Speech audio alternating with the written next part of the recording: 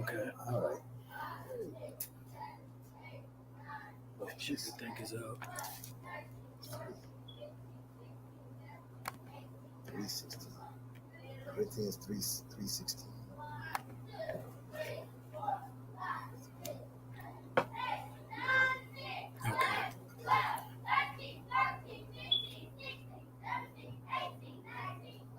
Right. So people say that we're just Americans, but the ancient Egyptians, when they used the word African, which was, as they would call it, for the whole continent of Africa, or the whole continent of Akemeline nowadays, the word Africa actually had a whole different meaning than what we would think that it is. In other words, we would think of a continent of people and refer to them as Africans, broken down into, of course, countries or states, then broken down further into tribes, clans, families, etc. All right. But the word Africa is an ancient Egyptian Kemetic Temerian word, and it's called Afu Raka. Afu Raka. Afu Raka. The word Afu or Af means house or temple. All right. Ra means sun, light, or photon, energy, or soul. All right. Ka means spirit or breath. All right. So when you go to 1 Corinthians, the 3rd chapter, the 16th verse, what does it say? Somebody read that for me. 1 Corinthians, the 3rd chapter, the 16th verse. And this is the meaning of the term Afro or Africa. All right. African or Africa, as we refer to it as. All right. So when you hear it, you know what the real meaning is, because the Bible told me so, as the Christians say. All right, what you got? It says, "Know ye not that ye are the temple of God, and that the Spirit of God dwelleth in you?" All right, so temple, God, Spirit. Read that one more time. Know ye not that ye are the temple of God, and that the Spirit of God dwelleth in you? Do you not know that you are the temple of God, and the Spirit of God dwells in you? Mm-hmm. Africa. So when you say African or Africa, you talking the fact that you're the temple of the living God, and the Spirit of God dwells in you. That's what you're saying. That's actually what you're saying. You can't get around it. You can't get around it. That's how powerful that is. You know what I mean? Hey. Don't go ahead. Oh, okay. You know what kind? You want a plain? Flavor strawberry. Okay. All right. Come right back. Okay. That's interesting.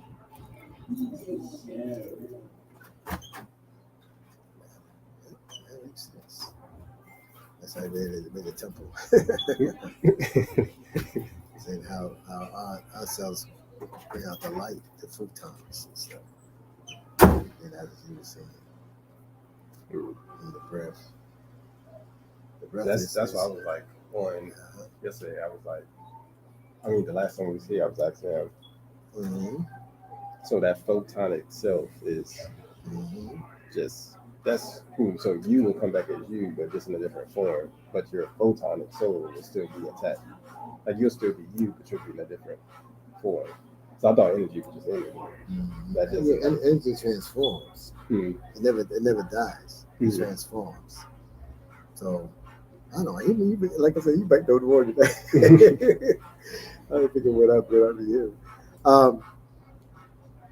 And the breath. See, in the Arabic, breath is a ruh. Ruh is called the breath of Allah. And that's where he used to animate all of his creation. The ruh, the breath. You know. I seen some dude that was preaching animism, and he was saying that it's the same thing. Spirituality and spirit, all that stuff is just means breath. Yeah, the spirit, it means breath. So it's a lot. Yeah, it's a lot. Yeah. And I was teaching my children about the elements and how we made the whole universe and the earth city steps and maybe the 4 elements. Hmm. You know, there's fire, earth, air, and water. And that we have all that within us, you know. So I mean, the fire is like we have that temperature. We're warm-blooded beings. Mhm. That's the fire. And I said the earth, of course, is our you know, our body. You know, I mean, the whole earth. And The air is the and breath. air is the breath. Mhm. Mm-hmm. And blood. And yeah, and all the fluids are the water. Yeah, You know, all the fluids, the saliva, blood, you know, sweat, you know, all that stuff. That's the water. Uh-huh. With just all the everything that makes everything, just all that. All that. That's it. Yeah, he says in the Quran, it's a sign, you know, within you and in the universe. Mhm. You know, so if you put us under a microscope, ourselves under a microscope, you see the same exact thing you see in the universe. Mhm. You know, I think he was mentioning last week in terms Yeah. of the you know the you know, planets going around the sun, Mhm. the same as how electrons going around the nucleus. You know. Oh, Everything yeah. Okay. Everything's in the spirit that goes around the atoms have the nucleus. So it's So the we're all same. like mini Yep, universes. that's right. Okay. So many universes. Hmm. Yep, that's exactly correct. Yeah, I was telling my friend something the other day, but it's like not on that level. But I was just like, when you look at it, you're always at the center. Like you can't never be like too much to the left, too much. Like we're the center of the universe, and whatever, you know, like I can see this far, see that far, see that far, whatever, and that's like how I can interact with everything around me, my environment as the universe. I was like, that's crazy. Yeah, and it's kind of called the balance as well. Mm-hmm. You know, that you have a balance that you can't be, what can I say? You got like good and bad in you, you know. But if you want to say that, I think we would break it down as the positive and negative. Yeah. You know, but they have to balance each other out. You know, you can't be too standard this way. You know, they say if you think you're too right, you're self-righteous. You know, then you're too bad. You're really wicked. Yeah, true. Yeah. But you have a balance, and then you know that's true. Yeah. Because sometimes you be nice, and sometimes you just gotta be mean. Sometimes be too nice. That people take advantage. Yeah, exactly. Yeah, but if you're too mean, then people don't want to talk to you. But you just be like just assertive in that way. Just be like, you know, you could lean on. I could be a shoulder you can lean on, but you can't lean on too much to start to hurt. Right. Yeah, type stuff. Yeah. Got it. That's correct. Yeah. They think you have to work within a balance. See, what I teach my children is that life is a mathematical equation. You know, so there's got to be balance on both sides. But if it's not balanced on one side, then it's a problem. Yeah.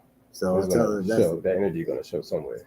Yeah, it's a problem, and you always got to solve the problem. You know, so if there's a problem, you got to find out, okay, how to make this problem balance. Yeah. You know, how to solve this problem, and that's how you make it. You know, balance. And that's why I look at, like, when it comes to sickness and stuff that we have here, there's some kind of imbalance that makes us like the hard stuff and all the stuff we're going through here. Yeah, I kind of see that. You know, and the thing, the enemy keeps us disbalanced. You know, we don't know ourselves and stuff, and it keeps us blinded. So you know, you can't see. You know, and then when they tell you, oh, you know, well, he's just a Caucasian, things like that. You know, the problem is that we're Caucasian. And you don't know. You can't see. You know. Yeah. You don't got no awareness. And no awareness. But I used to teach as students and children. I used to teach. That's Afrocentric, and I had to have a class, and I blindfolded. I did an exercise at the beginning of the class. I blindfolded one of the students, tell him, "Okay, get up and go toward the door." and he couldn't get there, you know. Everybody was laughing. Every way except for the door. And I said, I did that because I said, well, take off the blindfold, see where you're at, you know. And I said, I did that because I said, if you don't know where you came from, you don't know, you don't have no clue where you go. And it, like even on a little simple note, because I was like me trying to like just black hair. Like I was trying to figure out how to do some black hair. Because like every time I read something, it felt like it was just not for me. Just like it was just like for like, you know, like something like that. It was just like, you know, you're not supposed to do your hair. We just stand the thirds, Friday with just down thirds. Like even just doing just something simple, just like you like having black hair, and just like I was just trying to figure out how to just do it. And every time I try to look online, it's just like stuff that wasn't for me. I don't know. You know, but you tell you, the Egyptians used to do makeup and hair color and all that stuff. Yeah. You know? That's nothing new under the sun. Yeah, nothing new under the sun. Nothing new under the sun. Yeah. That's what we do know. Because I was like, this is like my first time like growing my hair, and I was like, I used to just have a haircut. Right, exactly. Exactly. I know. Working that job, you was working. I know you got that little clean cut. I remember that. You come in here, little suit on and everything. Hey, how you doing?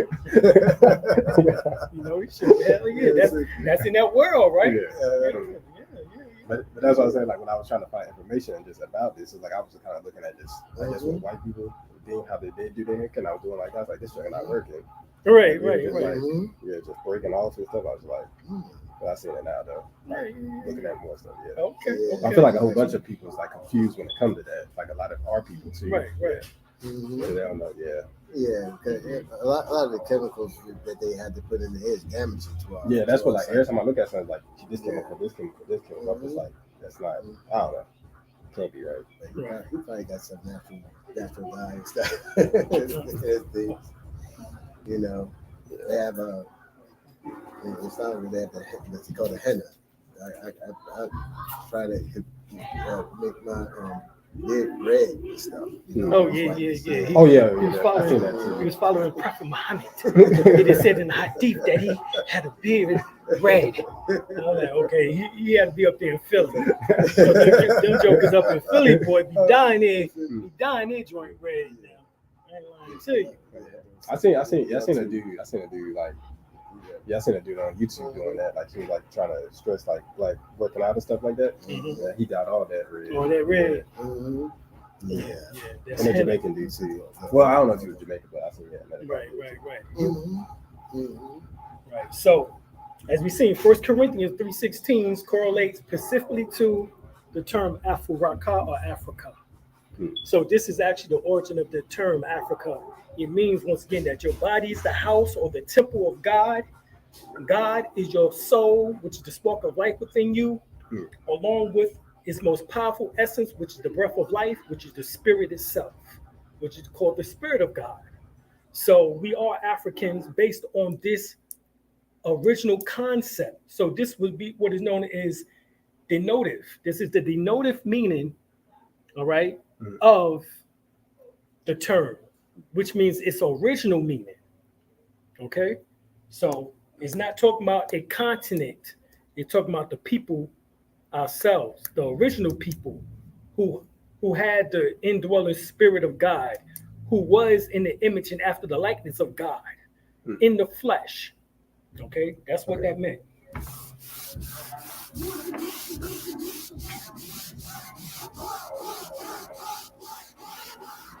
All right.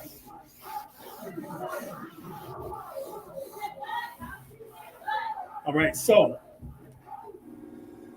now when we get to the term America, we're going to see where the origin of this name comes from as well.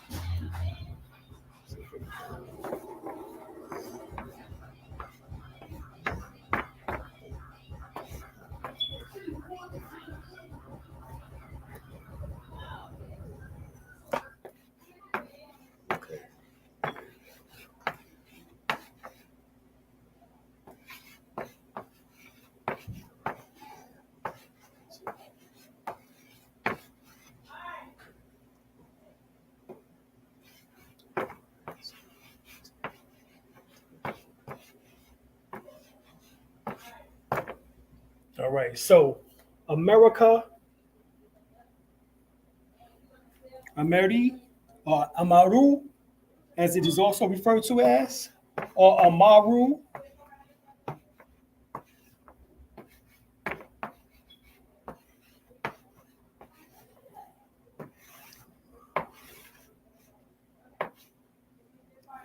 The word Ka at the end stands for land, which once again ties back to spirit. So the land itself correlated to the spirit of life. All right. Ka is Ca. Ancient Kemetic, what we now refer to or deem as American, means land. It has been known as land. All right. Especially when you put the N on it, correlates perfectly with land. Spirit of the land. All right. The spirit of the land. All right. The spirit of the land is derived from the leader. The leader was known as Amaru. Amaru's other name is Quasicoto. Quasicoto. All right. It's Queuzcoatl.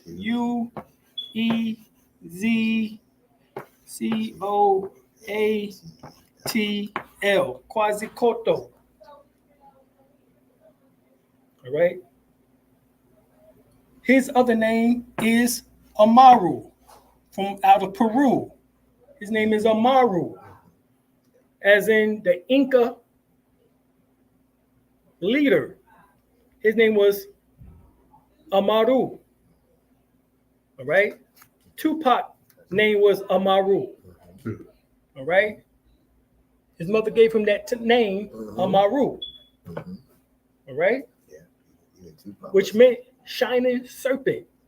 If you take Tupac's first two names, right? Tupac Amaru meant shining serpent. That serpent is Quasicoatl. Quasicoatl is known as the plumed serpent. The plumed serpent.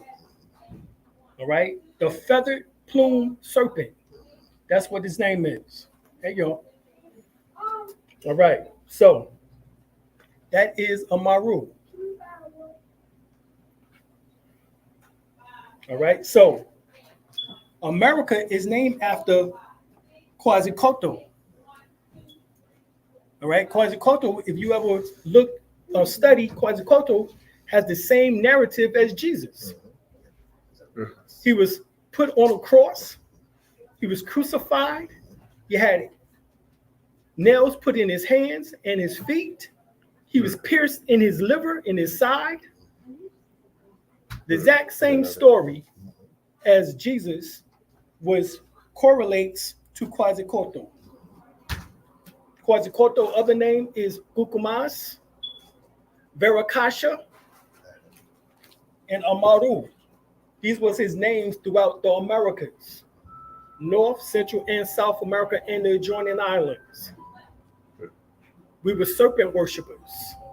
This serpent symbolized our divine spirit because our spirit decloaks this flesh. Just like a serpent comes out of its skin, we come from out of our skin as well. So it's talking about electromagnetic energy. All right? That's what it's talking about, that electromagnetic energy. That spark of God in which that is the soul, in which that is able to veil the flesh upon death. Just like a snake still lives after its veiling of its flesh. It still exists. It still lives.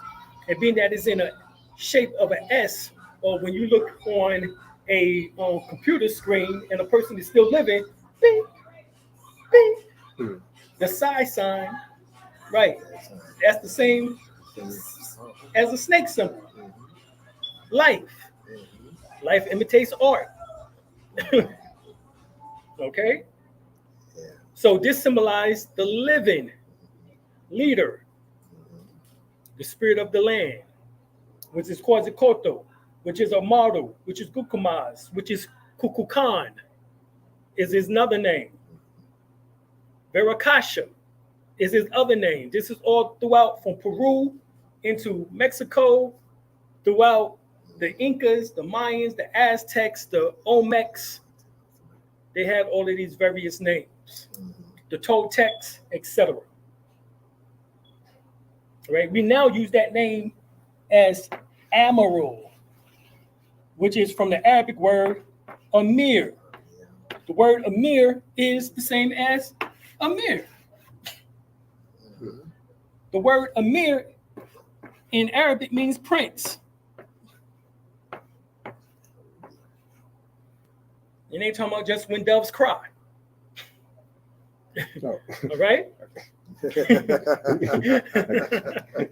Okay? What that is. Right. Right. Ain't just talking about when doves cry either. All right? We ain't just talking about that. But Amir means prince or leader or commander. That's why the president refers to himself as the leader of the free world. How can he take that title on? He's the chief and commander. The word Amir means chief and commander. It also means leader. So leader of the free world, he's the chief and commander of the armed forces. He's all of that shit. That correlates to the terms in which that he's taken on because of the ancient meaning of the word America. Okay? These are the things in which that they failed to tell us in history class. So everything they got, they just kind of just copied. Yeah. Just changed it. The word America did not come from Americo Vespucci. All right, his name was Alberto. And he took on the name Americo or America because they nicknamed him that. His people who was on the ships with him nicknamed him Amerigo because they found out that the original name of this particular land, in particular from Peru on up, all right, was called America. So they gave him the term Amerigo, all right? And so that's how he took that nickname on. But he was not the discoverer, because you can't discover something when other people was already existing there. That's number one. He was an explorer or explorer, as they claim, right? And so he took that name on. That's what happened. All right, the same thing that we find with Leo Scipios or Scipios Africanus or Leo Africanus. Did not originate the name Africa, as I showed you, was the ancient Egyptian term. But once again, it was a nickname in which that he received because he conquered Hannibal. All right, they had the wars. Some call it the Roman Wars. I don't know what you want to call it. We call it the Punic Wars. That's what we refer to it as, because Carthaginian, Hannibal was a Carthaginian. He was a Moor. He was from Punic. And Punic, or Put, as we refer to it, would be Libya. All right? The home of Gaddafi nowadays, before they killed him, assassinated him, that was the land at that time. Tripoli, this is why they have within the song of the Marines. What does it say? From the halls of Montezuma From the shores of Tripoli. From the halls of Montezuma. Montezuma was a Moor. Montezuma was the acknowledger of the Maru. His god was a Maru. Montezuma to the shores of Tripoli. So that means from America to Africa, we ruled. Right, that was all Moorish land. And how we know is because chapter 47 of the Holy Quran, Circle 7, tells us this. It tells us that we was the head of northeast, northwest Africa, and then it says on up into northeast of Mexico. And then it says Mexico, Atlantis. Even before the great Atlantic Ocean or Atlantis Ocean, we was already here. So this means that before the Ethiopic Ocean, or what they now later on refer to as the Atlantic Ocean, was even formed, we was already here. In other words, when the land masses was together, what we refer to as Pangea. They tell us that Pangea happened 200 million years ago. Obviously, it didn't happen that long ago. And even if it did, we still have proof that we was already here prior to that. Okay, you can get a book called Forbidden Archaeology by Michael Creedmoor and Richard L. Thompson. It's called, also another one by them, the condensed version is called The Hidden History of the Human Race. They speak of people being here in North America dating back to 600 million years ago. That would be 400 million years before the continental drift. We was already here. All right, so these are things in which that science don't want you to talk about, but is being verified by other authors. And Richard L. Thompson, he was PhD. So he was in the field of academia. Okay, so these are just some of the things. And then some say that there was a skeleton of a woman in which they dated back to 28 million years ago. And this correlates perfectly with the fact of what W. Raymond Drake states within his book, The Gods of the Ancient West. And he speaks of the Twa, or the Pygmies, being here in North America, dating back over, being on Earth actually over 30 million years ago. All right. Can you tell me his name again? W. Raymond Drake, as in the rapper who lost the battle against Kendrick Lamar. All right, Drake. Yeah, y'all know how to spell that. You lost that battle. I'm sorry. Yeah, he did. All right, that's just what happened. All right, y'all don't agree, then that's all. That's to y'all. All right? Y'all don't agree, then that's y'all. All right, all right, all right, all right. I heard all of it. I make my own decision. I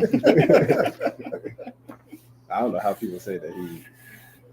Because Kendrick didn't respond to that last joint where Drake already gave up in the song. I'm like, what was the point of? What was the point? He gave up.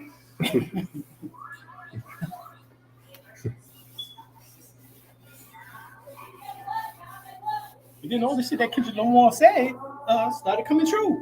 Yeah. Yeah. You know, just like, Yeah. Point. And so it was nothing else to talk about. All right, so that's what we find out in history. You know, these are ADEPT degrees that they don't want us to know about, lies that has been spun around in order to be controlled by their narrative. So we're here to destabilize their narrative. Their narrative have no validity, validity or validation whatsoever. You know, they can't verify Christopher Columbus discovering America. Yeah. They told us that shit, but even as children, we question it. We were like, he discovered America. Oh, weren't the Indians already here? Yeah, I used to. Yeah, all of us did that shit. All of us did that. Yeah. Think about that. And how they destabilized our minds with that nonsense. Yeah. You see? All of us questioned it. All of us said that same thing in school. Say, huh? He discovered America? How he discovered America and there was Indians, there was people already here? Oh, but what it is, they didn't tell you that you were the Indians.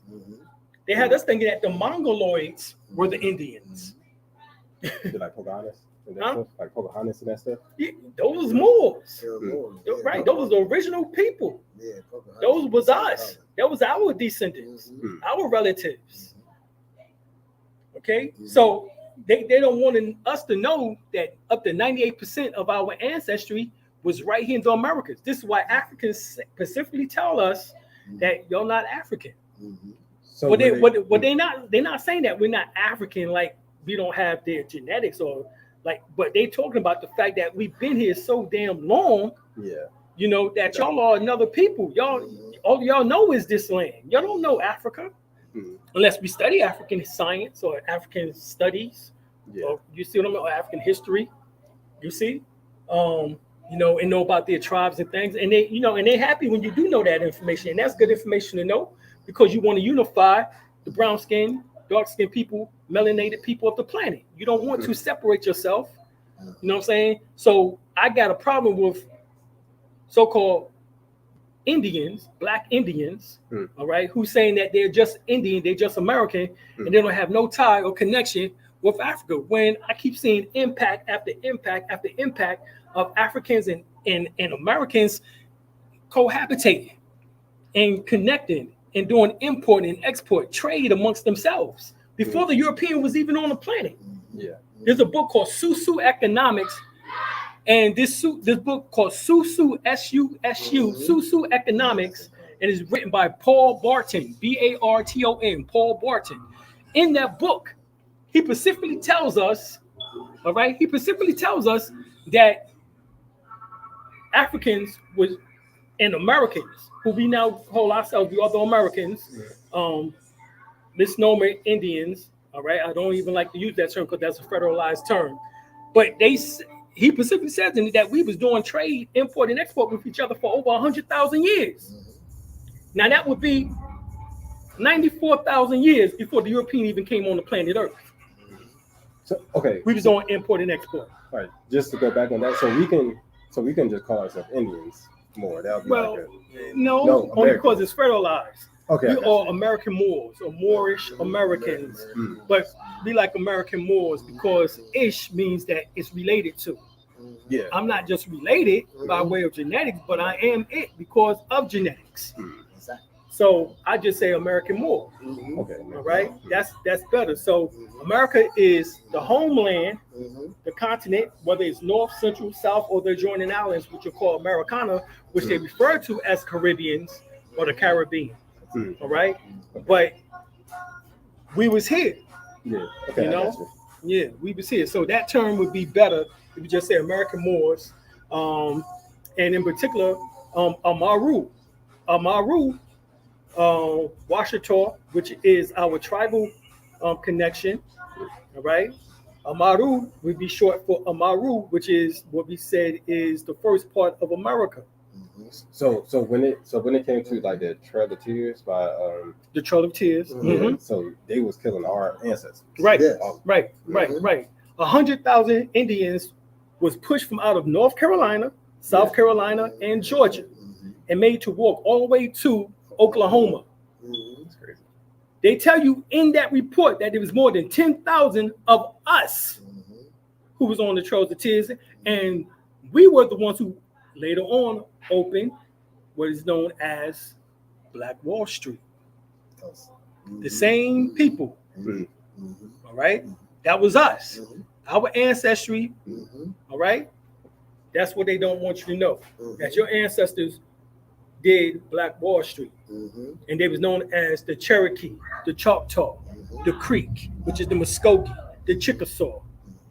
All right, it's part of the so-called 5 civilized tribes who they pushed into Oklahoma, and they even had our relatives from out of Ohio, which they don't really talk about, also pushed from out of the region of Ohio because we were the mound builders there and made to walk into another Trails of Tears all the way into Oklahoma. Okay. And you know, if you look at Oklahoma sits directly on top of Texas. Okay. All right. So these are just some of the keys that we have to acknowledge and get correct. All right.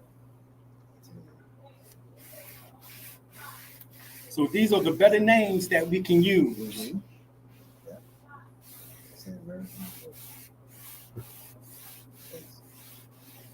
That's what I put on the 2020 census. I put other and I put American Moor. Me and my children, American Moor. That's it. American Moor. All right. Ta means land.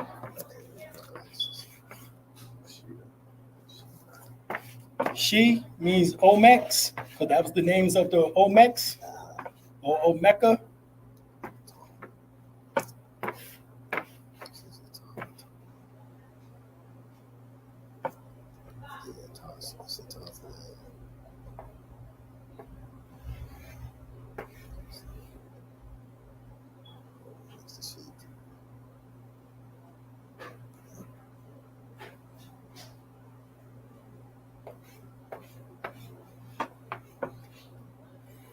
So Washita, the word Washita means the Olmecs of the land. or the people of the land, because they referred to as the Olmecs as the rubber people. This who they weren't the rubber people. That was just a nickname given by the Mayans to the Olmecs. The rubber people, because they use the rubber trees in order to make balls and different other things and such. They was already masters of rubber, within America. You're talking about nearly 5,000 years ago. All right. So whenever you see the term she, because they was known as the she people, which is the Olmecs, the she people. The Mayans refer to them as the rubber people, but they was known as the Olmecs. The term mech is where, like we said last week, is where we get the word Mex from. Mexican, Mexico, Mex. So even what they refer to as Mexico is stemmed from Mex, Olmecs. Okay, the Olmec. And they tell you that the Olmec are the fathers, in particular the mothers of Western civilization. They'll tell you that the Mayans would tell you that. If you go to Mexico and ask the Mayans about the Olmecs, the Olmecas, they would tell you that they are the mothers of Western civilization. From them came forth every science known. You're talking about mathematics, geography, sailing, all right? And even they tell you that these people were Nubian Egyptians. Nubian Egyptians. That's what they tell you, that it was Nubian Egyptians. So when we say that we're Washita, we're saying that we are the Egyptians, that we are the mound builders, we are the pyramid builders, we are the people who built the 18 pyramids, or 18 temples, I should say, in the Grand Canyon. This is our ancestry. And later on, during the 18th dynastic period, which is called the Amarna dynasty, Akhenaten, as he was called, his relatives came here after being drove out of what we now refer to as Egypt, because they knew of the children of the West was already here. In other words, they knew that we, their descendants, were already here. All right. Now you get another book. Well, do some research on Professor Albert Goodyear. Professor Albert Goodyear specifically speaks about the fact that he found ancient Egyptian writing, hieroglyphics, Metru Neter, dating back to over 50,000 years ago. So that means that somebody took a zero off.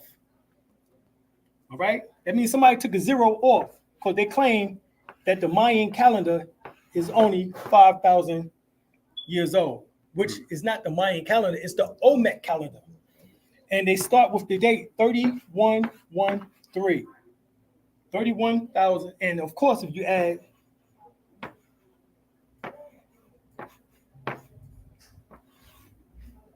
how many years?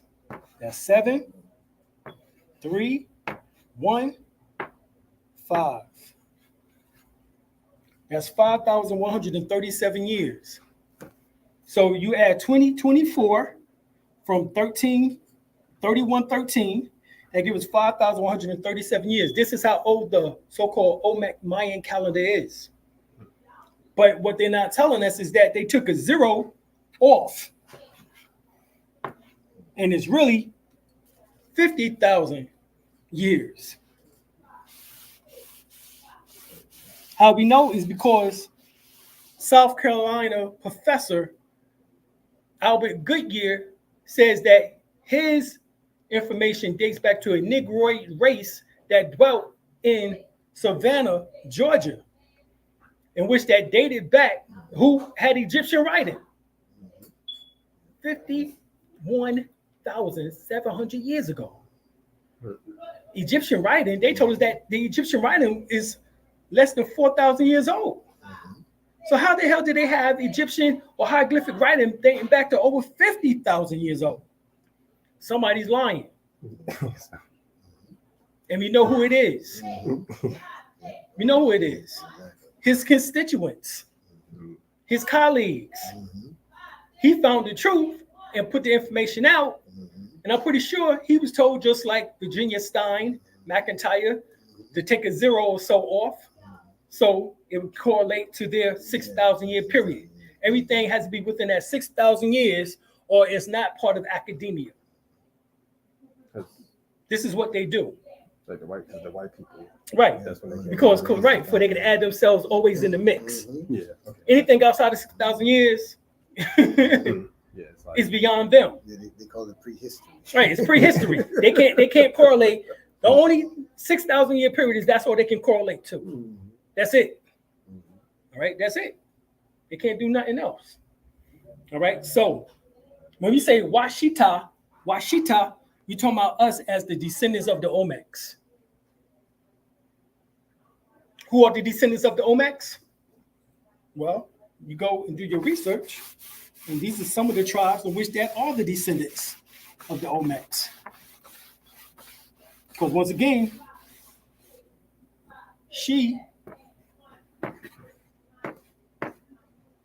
Olmecs. The Olmecs did not disappear. They got you thinking the Olmecs disappeared. These gigantic heads that weigh 20 tons, or these kings, and they disappeared. Huh? How do kings disappear? When all the kings I know have multiple children. They have multiple wives. So how the hell did they disappear? You can have killed off all of these kings, or their queens, or their prince, or their princesses. Right. They wrote us out of history and said you were slaves. Oh, they took the descendants of the Olmecs and made y'all slaves. Oh, shit. That's what they did. That's what they did.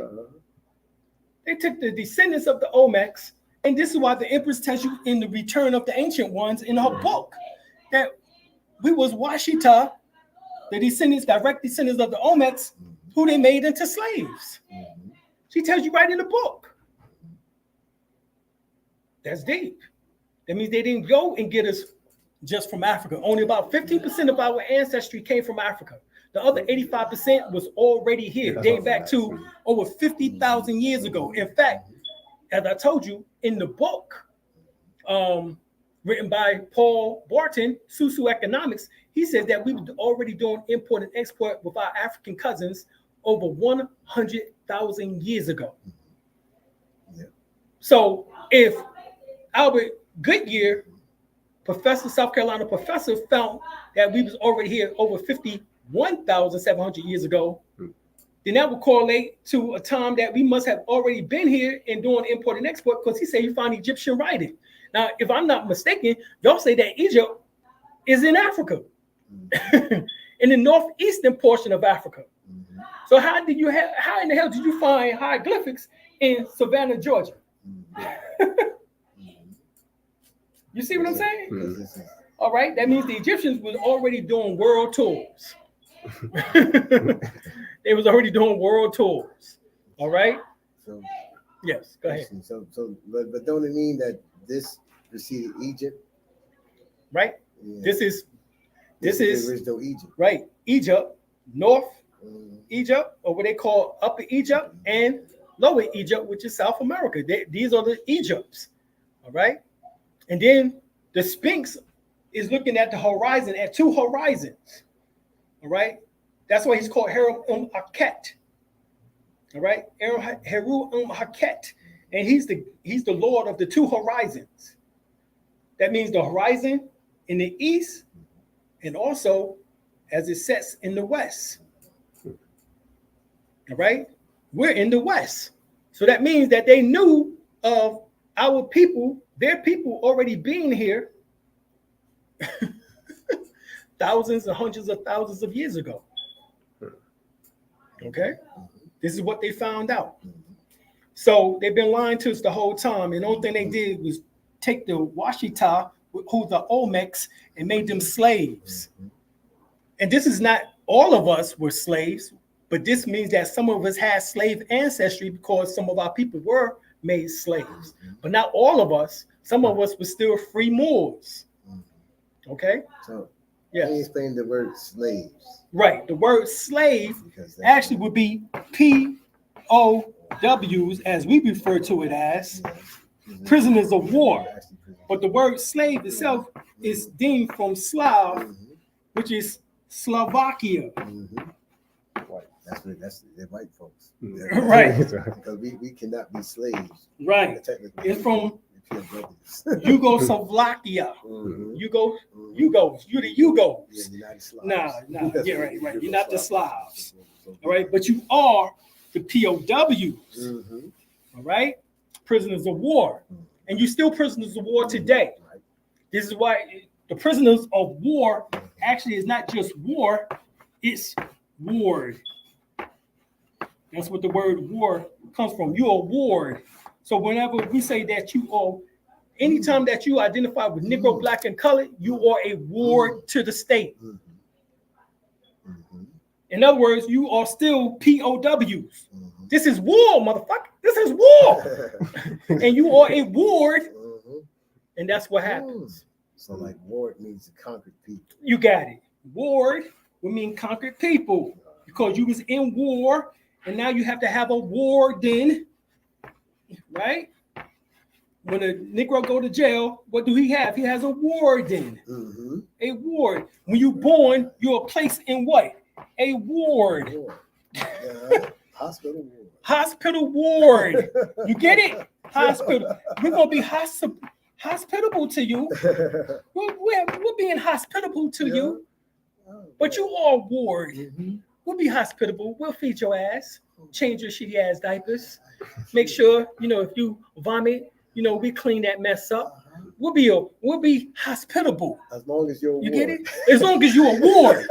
But you get uppity, you get hostile. Then we'll take that D off, and then it's just plain war, man. Just plain war. Ask Malcolm about that shit. Right. So right. We go from hospitable to hostile. You get it? Hos. They go to hos right there. HOS. Hos. From hospitable to hostile. Yeah. That's where we're gonna go from. And you go from ward, hospitable to hostile, and it's war. Ask Martin Luther King about that shit. Ask Fred Hampton about that shit. Oh man. Mark Clark about that shit. Any and all of our leaders that came forth, right, and who got uppity or hostile, it was war. And what was the war document? Think about that. What was the war document? It was by J. Edgar Hoover, who was also a Negro of the Hoover family from out of Mississippi, passing for white, and who was a homosexual and didn't want to have sex with a woman to bring forth the children because they would bear witness to his Negroitude. So he practiced homosexuality to make sure he wouldn't bring forth children, because he got to get his rocks off somehow. You see what I'm saying? This is the hostility. This is the hostile. This is war. From Garvey, right, all the way to right. Look at Marcus Garvey. They exiled him, right, excommunicated him from North America, sent him back to London. At least that's where he ended up being, dying there in 1940. Right? Look what they did to Prophet Noble Ali. They poisoned him. Some say he was beat up 2 weeks before in the jail, in the prison. Before they let him out, he caught allegedly pneumonia. But then they say he had tuberculosis. Damn, then he had some other type of respiratory illness. God damn, I'm like, God damn, how many joints can he have? Which one is it? Uh-huh. You know what I'm saying? Yeah.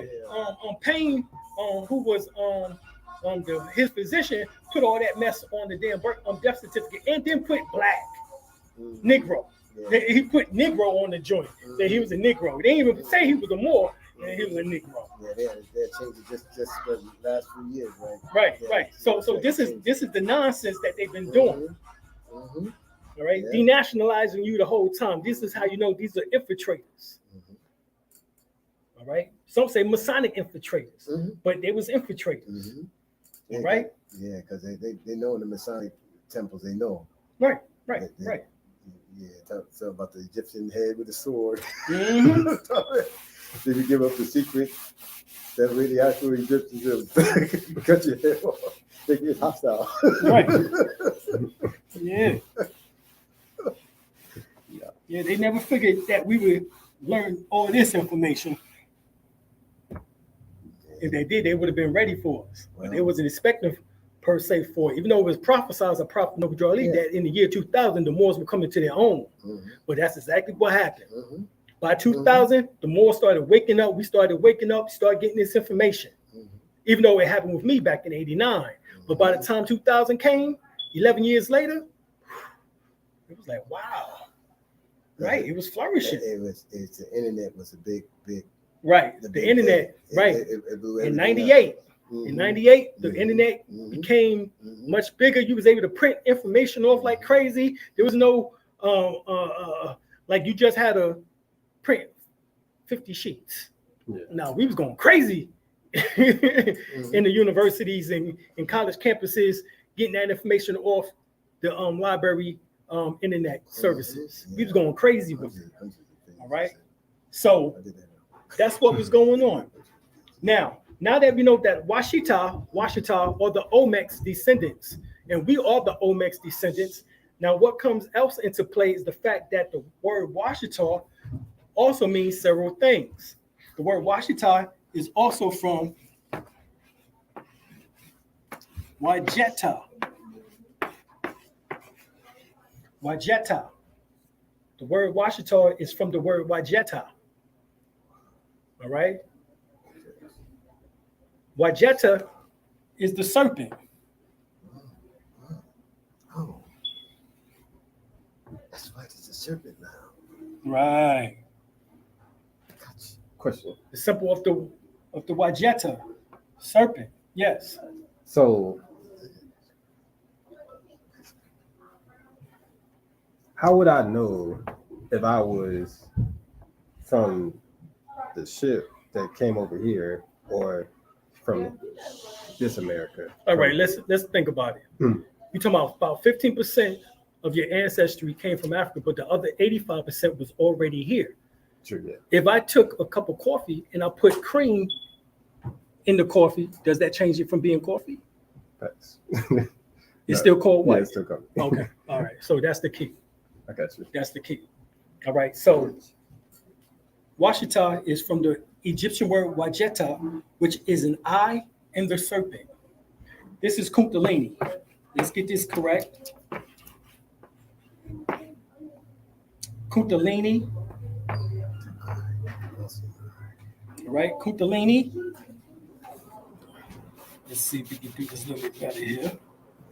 Here we go.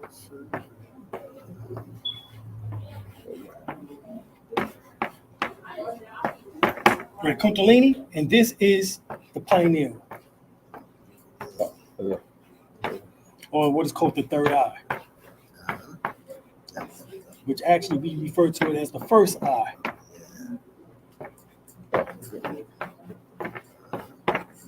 All right, peace, God. The first eye. All right. So this is what we talk about. So Washita spiritually means when the Kundalini reaches the third eye, you become illuminated. So Washita means the illuminated ones, the children of light, the revealers of light, which is spoken about within the Holy Quran, Serpent 7. Okay. Yep, the children of light, or which are also called the sons the children of the sun. Okay, gotcha. All right, also called the children of the sun. Yep. Yeah, great. That goes back to the photo in our cells being photogenic. Right, Yeah. right. So Washita, Wajeta, serpent to the eye. Mhm. Serpent to the eye. Kundalini as it reaches the pineal gland in order to illuminate, to expand the mind. The symbol of Wajeta is this right here. Also, which is on the temples throughout Egypt.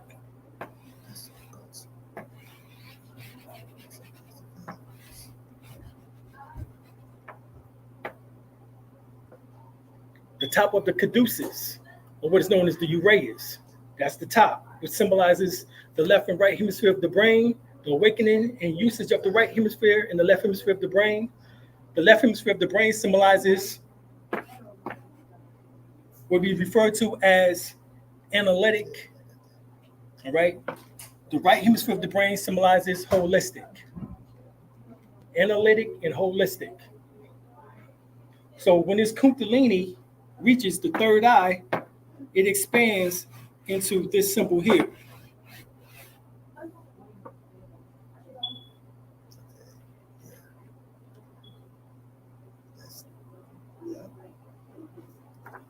Okay? And this symbol is above all of the doors in ancient Egypt. It's on all of the temple doors and above all of the temple spaces in ancient Egypt. It's called the Wajeta or Washita. So it all symbolizes the same science of the caduceus or uraeus, which you will see on every single amulet. You'll see that on the amulets. Let me just put this pole here. Oh yeah, right. The double serpents. Y'all seen that, right? Yeah, that pole symbolizes the spine that the serpent is on, and is on every single ambulance that you see pass by. On every single hospital It's the wings too. is this symbol, huh? The double one. Right? You got it. Yeah. Exactly.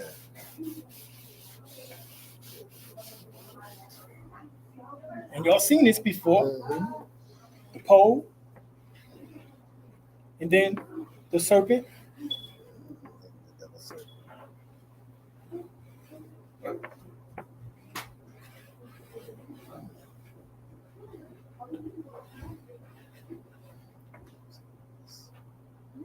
The two serpents as they raise up to this pole, and then you see the wings. Matter of fact, this is it right here.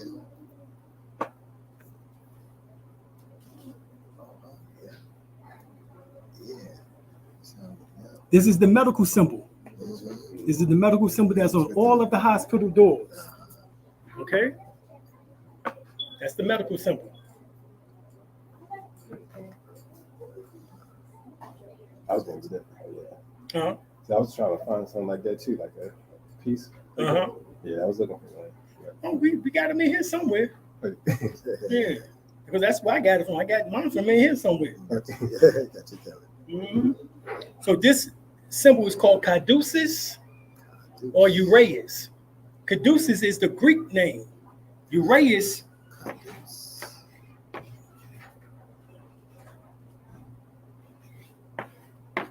is the Kemetic name, Uraeus. The Hebrew name for Uraeus is Uriel, which means the light of God. Uriel, the light or the fire of God. So you know that Qudus sounds like Qudus in Arabic. It means holy. Yes. Mm-hmm. Yes. Or Kadesh. Right. Mm-hmm. Qudus or Kadesh. Right. And it means holy. Exactly. Mm-hmm. The holy serpent. And this is why Jesus said, be wise as serpents, but yet gentle as doves. I will lift up the serpent in the wilderness. Just like Moses lifted up the serpent in the wilderness. Yeah, his staff returned to Right. Right. All of that It's talking about the Kundalini coming up through the staff of life, which is your spinal column. That's the key. Yeah. That's what they're talking about here. Mm-hmm. Okay. Yeah. So In terms of serpent, can you elaborate on why we were taught the serpent was wicked? oh yeah. Mhm. All right. Number one, we was called the serpent people. All right. We were the Syrian reptilians who seeded the planet Earth from the beginning, talking about billions of years ago. All right. Now, what happened is that you had the Europeans within the last 6,000 years to make the serpent people, the serpent race, something negative. All right. But if we really look at the story, did the serpent really lie? Yeah. Because the serpent said, he just told the truth. you would be right. You would be like God. Once your eyes are open, Mm-hmm. you know right from wrong. Mm-hmm. Did he lie? No, he didn't lie. Mm-hmm. Now, it might not have been the time in which that God wanted it to be, but you made that serpent. Mm. You knew what this serpent was going to do. So that means it had to be the right time, because they say in Christianity that God might not be there when you want him to, but he's always on time. So that means it had to be on time. What happens is that we made the serpent, snake, and the word snake is Naki, which is Naga. Nagas. There you go. Yeah. That's the positive aspect The Naga. of the term snake is Naga, Naki. All right, Naga. You have two serpent races that is spoken of within the Indian Vedic texts. This is the positive ones, known as the Nagas. Mm-hmm. There's another branch in which that we refer to them now as the Draconians. The negatives. Okay. The Draconians, or Draco, as we now refer to it as, Right. dragon, or Drake. Mm-hmm. All right? Mm-hmm. These were the negative ones. And they had another name for, I think it was called the Rahayata, something like that in the Vedic text. But those who was positive were known as the Nagas, in which that we get the word Mm-hmm. Negas Mm-hmm. from within Ethiopia, Yeah. which means king. The Negas. All right? The Negas. And the Nega. Nega means queen. who's this here? It's, Bible school. All right? Yep, exactly. That's exactly. Yeah, that's All right? This is why we acknowledge Quetzalcoatl, who was a form of Tahuti, who's the biblical Enoch, with the story of Jesus all connected, known as the plumed serpent, Mm-hmm. the feathered plumed serpent. Mm-hmm. All right? In other words, he was a Naga. So the reason why, Mhm. yeah, question. Reason why the chiefs, so-called Aboriginal chiefs wear the headdress of feathers is because of the plumed serpent. And because of the plumed serpent, the acknowledgement of the plumed serpent.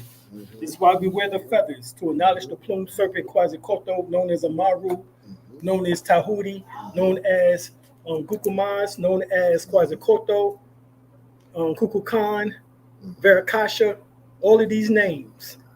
Plume feathered serpent. Mm-hmm. This is why we wear the serpent headdress, or what is known as the feathers, this plumed serpent. Right. And the term Naga is also where you get the name nigga or Niger. And you just add a G up in there. That same G is in the ring of the. That's how they pronounce it in the Dutch. Yeah, there it is. You take this G and add it over here, and what you get? Okay. They said this means Niger. No, you go to your Bible in the book of Acts. No, it's in the Bible. I think it's the book of John, and it speak about his name was Simon the Niger, or Simon the Nigger.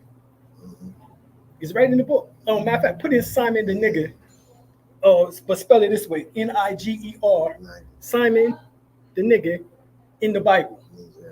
He's the one who picked up the cross from Jesus because he was too weak, and Simon the Nigger picked up the cross, bears the cross. You see it? What it say? Simon Niger is a person from the book of Acts in the New Testament. Right, from the book of Acts. Go ahead. Let me hear it. The nickname Niger is interpreted by some to mean black, referring to all right. So Simon the Nigger, he was Simon the Black. He was Black Simon. There it is, right in your Bible.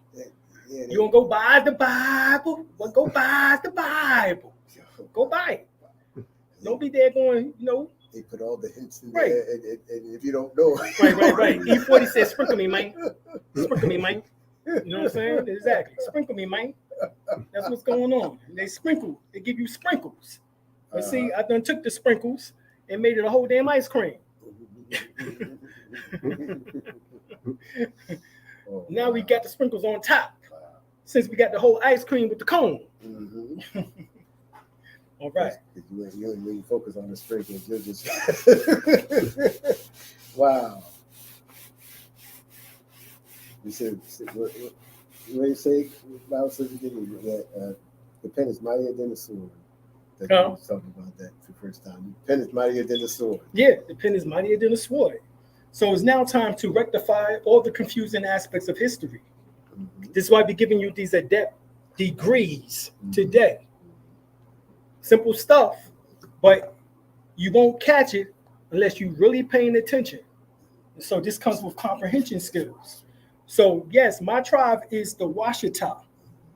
And I broke down the reason why my tribe is the Washita, because spiritually it means raising Kundalini to the third eye, meaning to erect. Uraeus. The Uraeus. Is in Ra. Ra, all right, means the great light.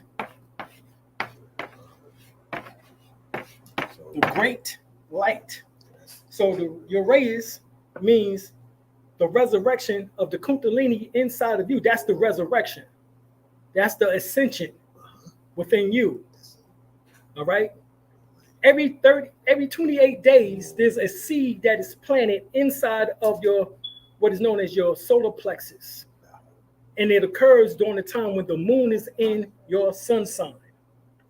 So when, let's say, when the moon is in, what's your sun? My sun. All right. So when your moon is in your Virgo, there's a seed that is planted from your pineal gland and your pituitary gland. They have sex in your brain and they produce what is called chrism. CHRISM. Chrism. This seed travels down into your solar plexus, down into your Kundalini, your bowl. So you raise the Kundalini up back into the heavens in order to illuminate the caverns, as they would say. Hey, to illuminate the caverns of the mind. So, yes. And to produce this great light. Ra. Go ahead. So I was going to say, like, so every day, or is it like, I got to wait till like around my birthday for my sun sign? Like, I don't know how the astrology of it is. No, you don't have to wait. You can practice every day. But during the time when the moon is in Virgo, that's the time that you're supposed to be practicing raising Kundalini so that it can resurrect. See, Chrism symbolizes the Christ force within you, which is that Jesus aspect. This is why the whole story of Jesus was based on his ascension, his resurrection, to become born again. So every single month, you have the ability in order to be born again. Oh, I got you. Yeah. I got you. And see, he's born in the manger. That's your solar plexus. That's the manger. Okay? You got to start from the bottom. From the bottom to the top, and now we here. Resurrection. Drake got that one right. You know, that's the position of the salah. That's Right. That's the reason why you make salat. Right. Right. Right. You know, Right. You go down to the bottom. Right. Then the resurrection is coming back up and takbir. Hallelujah. Or as we say, Allahu Akbar. Allahu Akbar. Right. Right. All mean the same thing. All the science. Because those 7 positions that we do in salat symbolizes the activation of each of the chakras. And that's why when you get down to sajda with your head down to the ground, you get this mark, which is right here at the third eye area on the forehead, which is called the brow chakra. And this dark mark symbolizes the activation of the pineal gland. And then as you come back up, you resurrect. And then you chant Allah's name. Allahu Akbar. That's exactly what they call You it. takbir. The Qiyam. Right. It means resurrection. Right. It means resurrection. Right. Wow. Qiyam. You stand like this in Qiyam, or either like this in Qiyam, based on how you want to do it. We do it here at the chest, at the solar plexus, or even here at the navel. When we do that. And you'll see Muslims put it at the chest, at the solar plexus, at the navel. I don't think that's a coincidence. That's the activation of these particular chakras. All right. So when we say Uraeus, we're talking about Ra, which means the great light, which is talking about the activation of the soul, who we know as Heru, the hero, the hero of the saga. The saga of your life is Heru, or the hero. You become the hero of your saga, of your life experience. That's what Uraeus means. All right? Ra. Uh-oh, I think y'all might remember that. You know, that's my man. All right? All right, that's my man right there. Y'all know who the rapper that does that. Melly Mel. Melly Mel. Rah. All right, that's what that is. Yeah.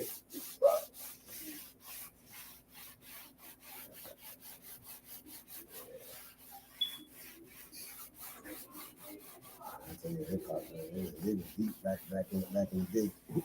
Huh? They was deep back in the day. Oh yeah. What they call hip hop today. That's what they call themselves grand masters. Everybody now is little baby, little this, little that, small this. You know what I'm saying? No, we was grand masters. We was masters of the turntable. We was MCs, masters of ceremony. We was masters of every damn thing. Now all of a sudden, everybody is little.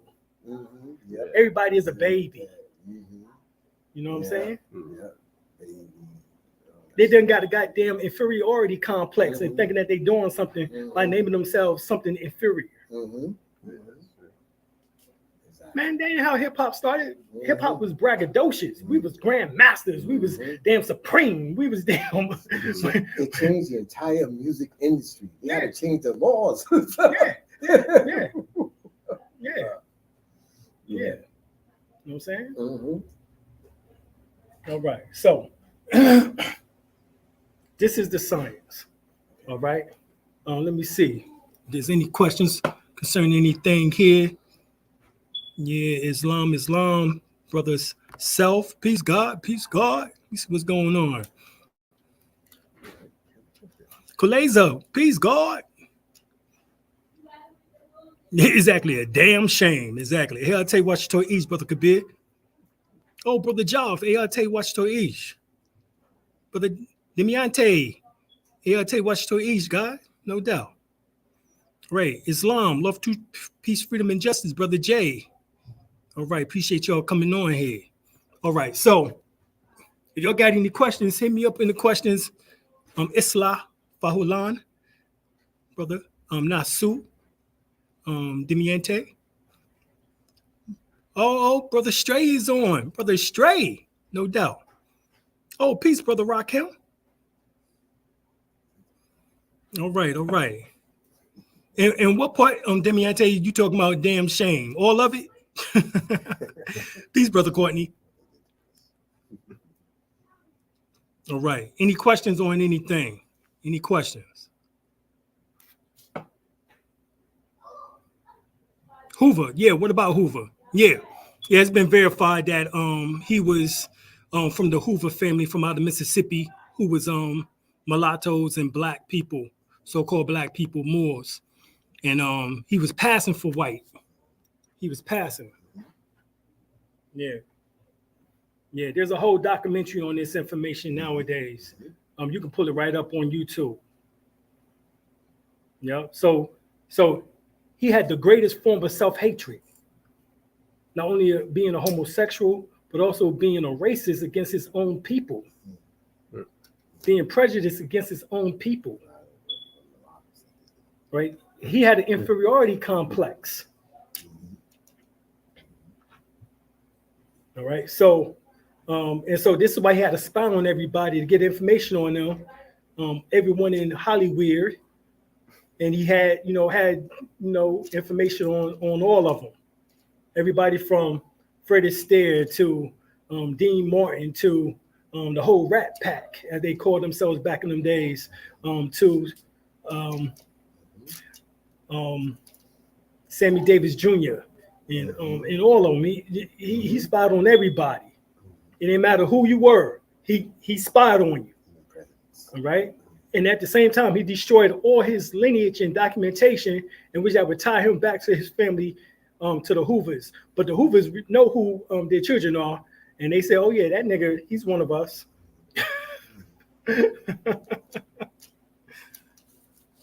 Okay.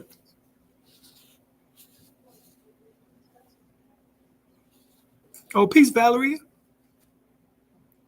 Peace. All right. So, go ahead. Yeah, question. Go ahead. Could a serpent also mean like or is it could already be that? Is it like kind of like the serpent given the knowledge? Couldn't that be seen as like a metaphor to like the Kundalini rising? That's what it is. Oh, okay. Exactly what it is. Exactly. I got you. Exactly. So the Kundalini rising is the story of the serpent in the Bible. When they said that God made the serpent to crawl on the ground, was talking about the Kundalini just dwelling at the base or the root chakra. Okay. No longer being able to walk through the body. All right. This is what this is talking about. His name, when he used to walk through the body, was Set or Soot. All right. Which of course, Set is short for Sat. Right. And then you put the A-N on it, and it becomes what? Saturn or Satan. So this means when the Kundalini is at the base chakras, that's Satan. All right? That's Lucifer. The word Lucifer means light bringer or light bearer. Remember? Light bringer or light bearer. That's the Kundalini. His Hebrew name for Lucifer is Uriel. I just broke down to you. That's the Uraeus.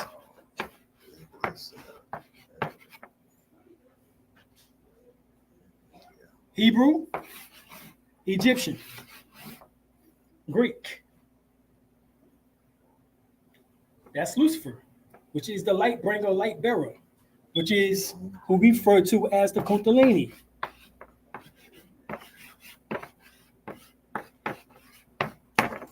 Another name is Umbelini, which is the South African terminology. Umbelini. Credo Mutua tells us that the name for the Kundalini in South Africa, in that tongue of the Bantu, is Umbelini. So Uriel, you said that's Egypt? Uriel is Hebrew. Right, that's Hebrew, which means the light or the fire of God. And it just so happened that the word Kundalini means what? Look it up in your phone. What Kundalini means. Put in there, what's the meaning of Kundalini?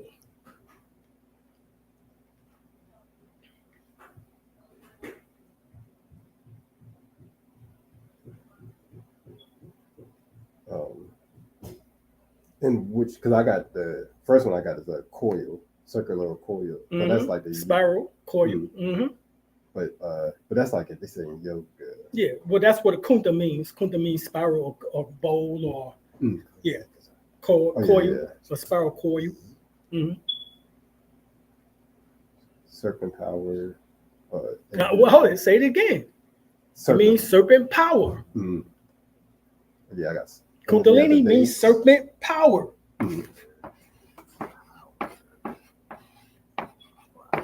Serpent power.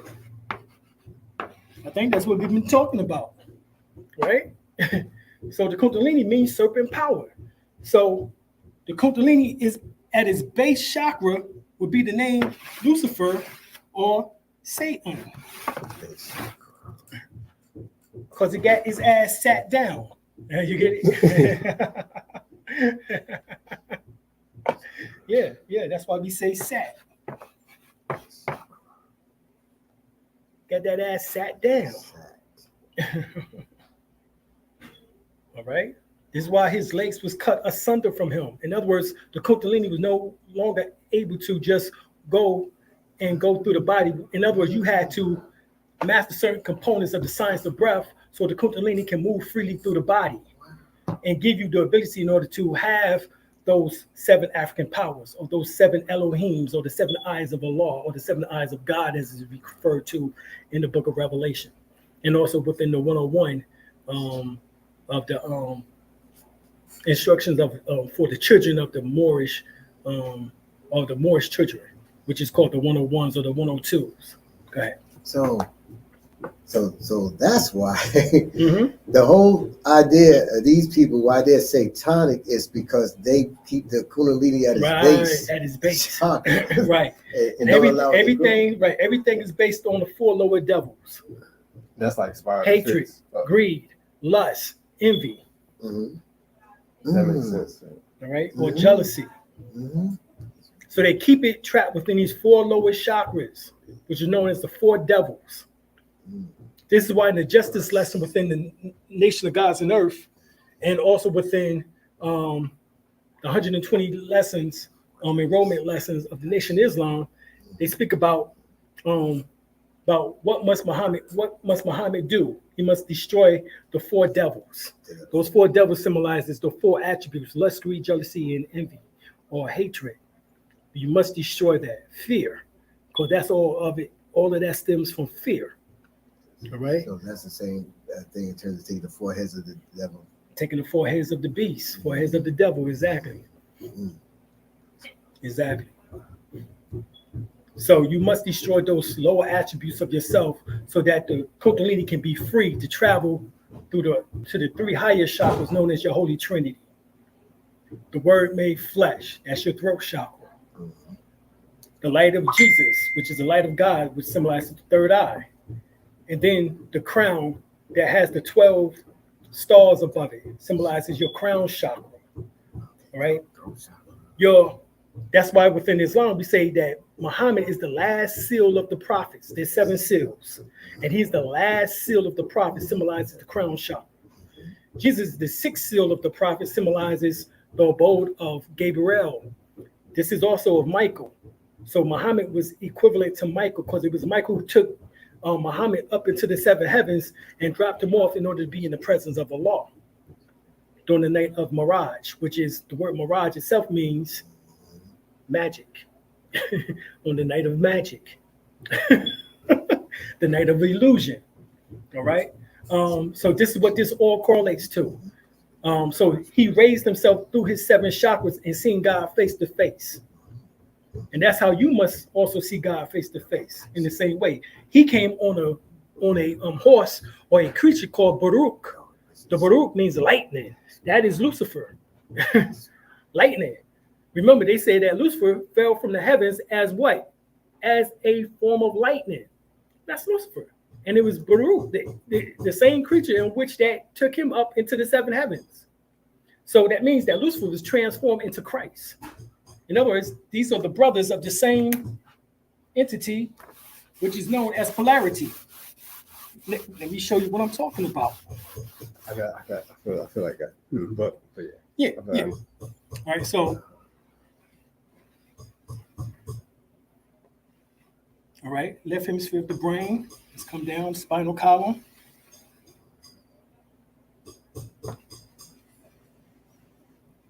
One, two, three, 4, 5, 6, 7. All right.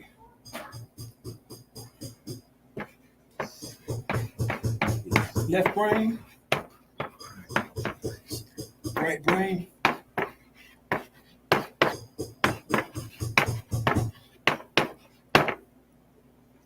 All right. This is symbolic too, as we just showed you.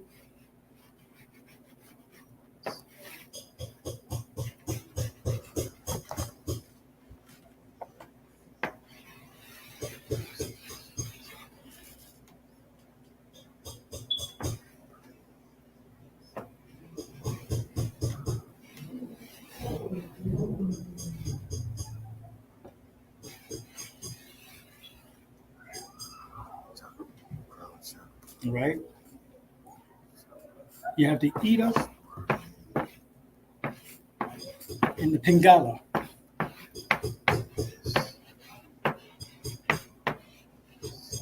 The Eta and the Pingala, the left and right serpent, which is known as the sacral nerves. That's what they actually call the sacral nerves. And of course, the word sacral is the word sacred. And that abode is right here, which is known as the abode of the Kundalini. Abode of Kundalini.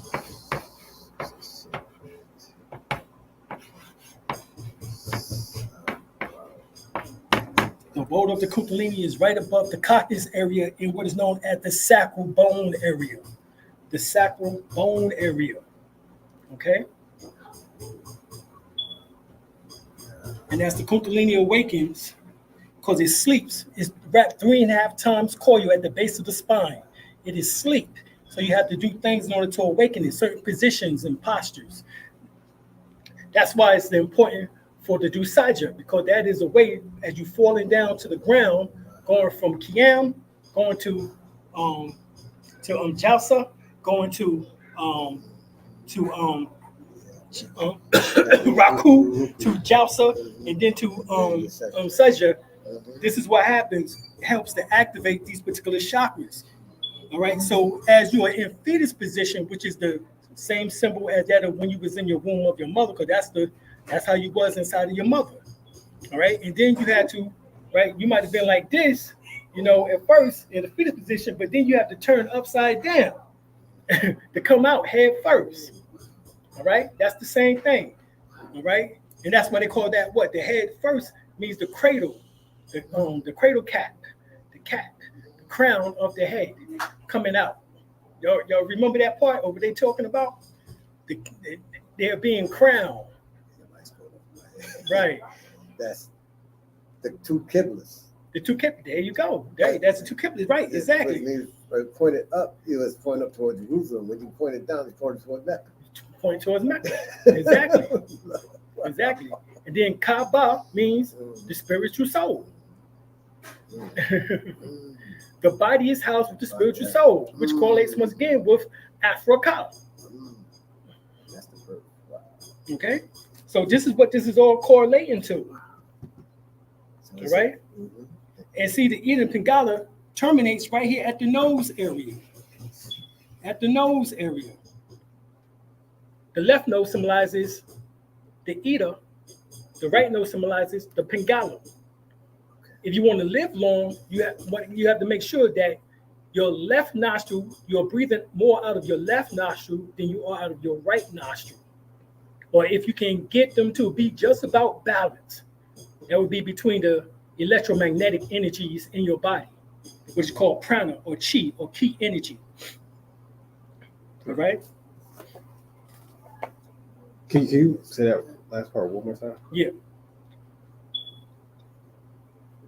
The left and the right nostril. Right. The Ida is the left nostril. The Pingala is the right nostril. You want to be able to breathe more out of your left nostril than you do your right nostril.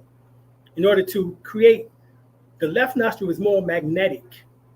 The right nostril is more electric.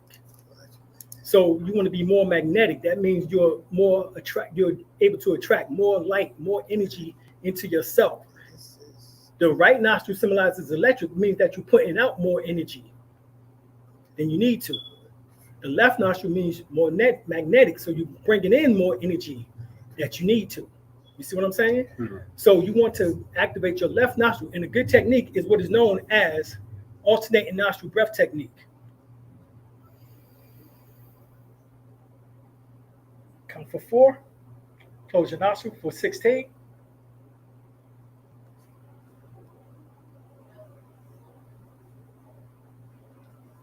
And breathe out for 8.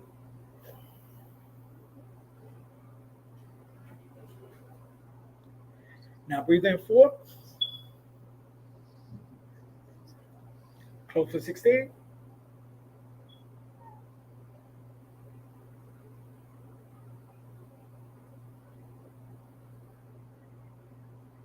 Breathe out for 8.